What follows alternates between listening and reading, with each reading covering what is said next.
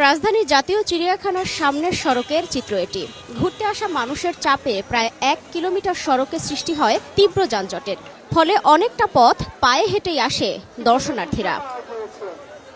রাজধানীর অন্যতম বিনোদন কেন্দ্র চিড়িয়াখানায় সকাল থেকেই আসতে শুরু করে দর্শনার্থীরা। বেলা বাড়ার সাথে সাথে তা পরিণত হয় জনসমুদ্রে। ঢাকা ও তার আশপাশের এলাকার মানুষের পদচারণায় মুখরিত হয়ে ওঠে চারপাশ। রাজধানীতে বিভিন্ন ধরনের বিনোদন কেন্দ্র থাকলেও শিশুদের বেশি পছন্দ চিড়িয়াখানা। বিভিন্ন পশু পাখির সান্নিধ্য পেতে অভিভাবকের হাত ধরে ছুটে আসে তারা।